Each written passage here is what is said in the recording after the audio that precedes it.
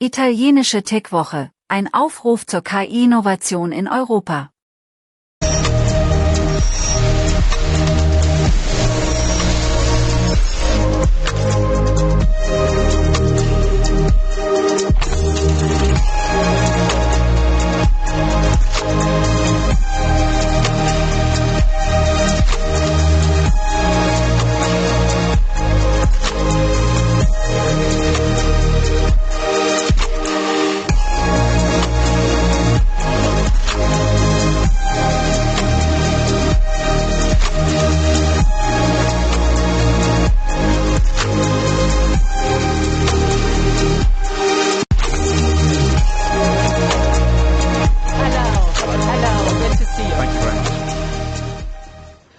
Hello, Turin.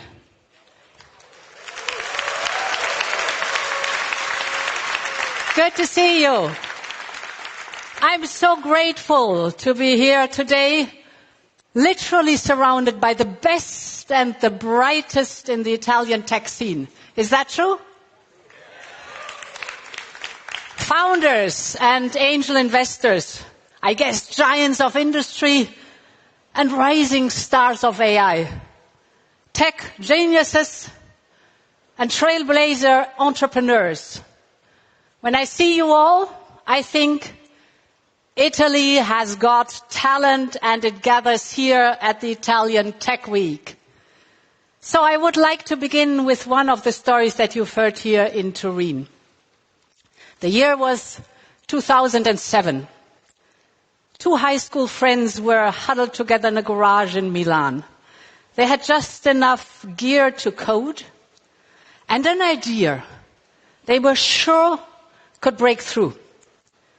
For the next 3 years, they traveled around Italy to find someone, anyone, who'd finance their project. But the answer was always the same.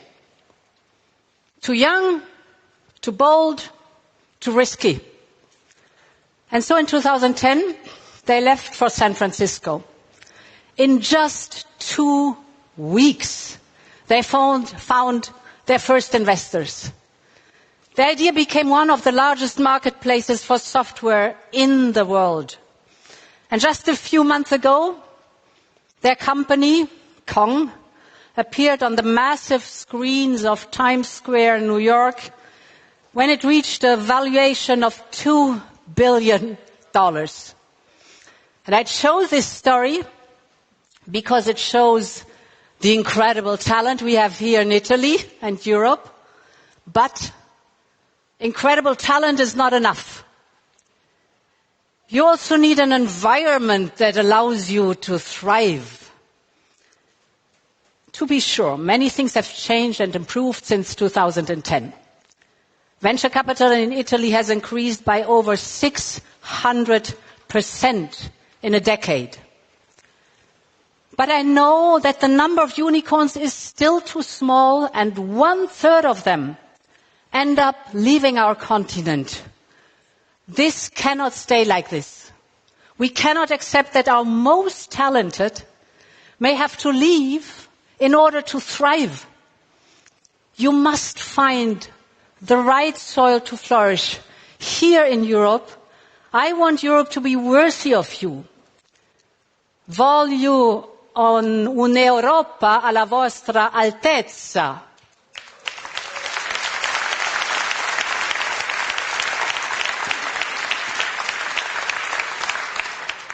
I believe that my job is to create the best conditions for you to thrive right here on our continent. And this is the mission that drives me every day. I want the best of Europe to choose Europe. I want the future of AI to be made in Europe. But I know that there are far too many obstacles that stand in your way. And I would like to focus on 3 of them. The first and most obvious issue is the lack of funding. And here's the surprising truth.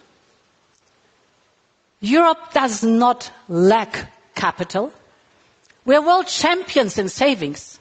European household savings reach almost 1.4 trillion euros, compared with just over 800 billion in the United States. What we lack is risk capital and equity. Here in Europe, only 24% of households' financial wealth is invested in equity, compared to 42% in the United States. So we must catch up. We must do it fast. And this is why, as a first step, we are creating a multi-billion Scale-up Europe fund in partnership with private investors. The fund will make direct equity investment in strategic sectors like AI, quantum, clean tech, you name it. It will help growing companies like yours to close their funding gaps. But we also need a more structural solution. We need a deep and liquid capital market for Europe, where you can find the capital you need without crossing an ocean. And this is the goal of our new Savings and Investment Union. We're bringing the funding to you so that you can grow right here in Europe at home.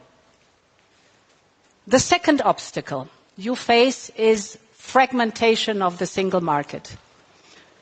We live in an age where a line of code can cross the continent in a millisecond, while the startup behind it gets stuck at the border.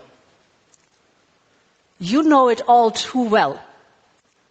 Too often it's easier to expand to another continent than across Europe. And it can be a nightmare to deal with 27 different bureaucracies and legislations. So, how can we fix it? Not by tearing down our legislation, agreed rules that give you certainty and predictability in your work, but by simplifying, making it easier for you to innovate.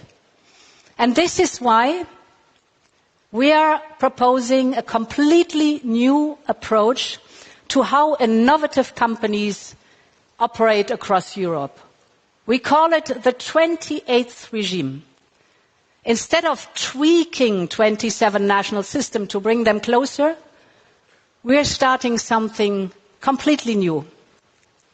Early next year, we will present new legislation to create one single and simple set of rules for the whole of the European Union. It will be the same in Turin as in Lyon, in Barcelona, or Munich, in Sofia, or Bucharest, so that you can scale up across our member states much more easily than ever before. And my point is straightforward. A San Francisco startup can scale up easily across the United States. I want the same to be true here in Europe, because Europe is your home and you must feel at home everywhere here in Europe.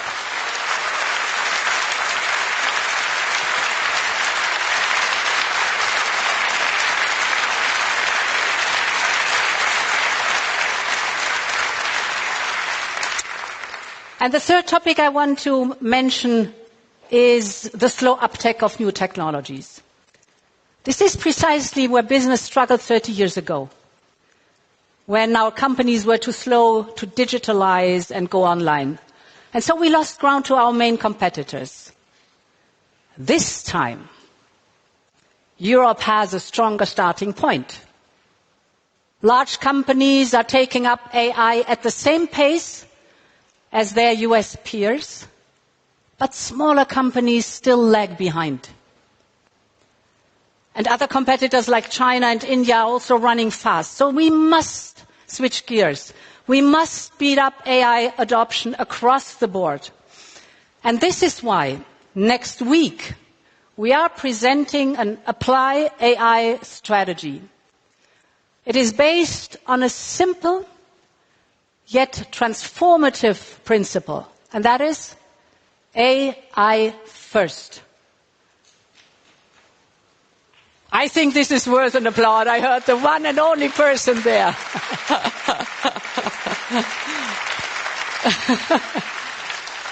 That was symbolic for the uptake of AI. One person starting, the rest following. And indeed, whenever a company or public office, what is AI first? When they face a new challenge, the first question must always be, how can AI help? Because when AI is in the loop, we reach better solutions. Fast, reliable, affordable. Some of your startups are already pioneering it. Let me tell you, I'm a medical doctor by training. I'm amazed what AI can do in medicines. AI can assist doctors in diagnosing cancer much, much earlier, or accelerate innovative medicines discovery. AI adoption needs to be widespread, and we want to help speed it up. So, we will create a European network of AI-powered advanced medical screening centers. This means top-class healthcare at all corners in Europe. And we will incentivize hospitals and pharma companies to take up innovative AI solutions, because we all know AI can save lives, and Europe must lead the way. We will promote the same AI-first approach across our strategic industries, from robotics to energy. But today I would like to focus on one sector in particular, and that's the automotive. This industry has a very special place in the story of Turin.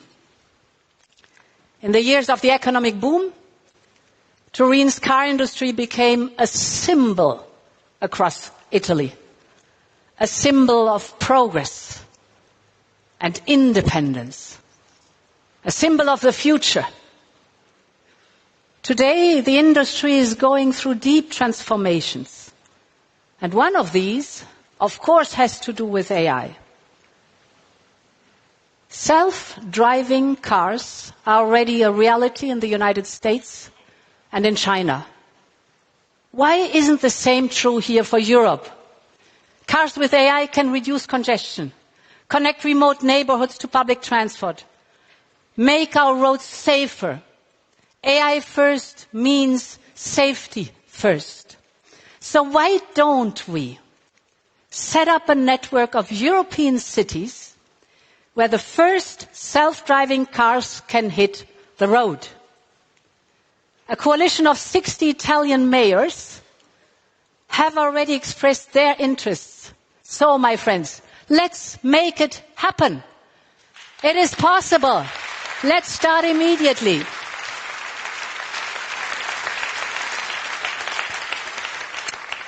And we are ready to support the automotive industry to develop innovative models that are made in Europe and are made for European streets. The automotive industry is a European pride. And new technology can save jobs and breathe new life into the sector. So the future of cars and the cars of the future must be produced here in Europe. That must be our goal.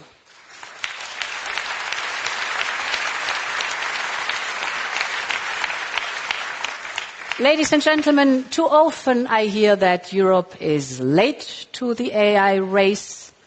The skeptics say we will repeat the main mistakes of the past, and another generation of European talents will be forced to leave. I strongly disagree.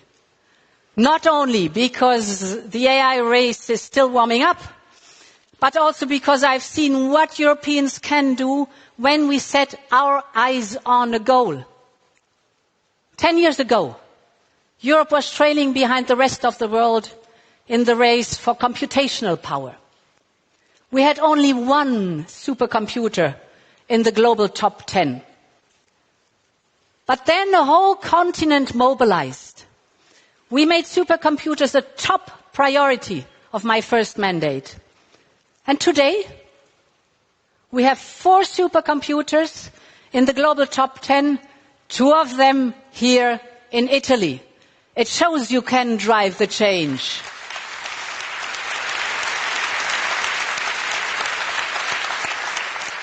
And these supercomputers support our innovative startups to develop, to train, to deploy their next generation AI models.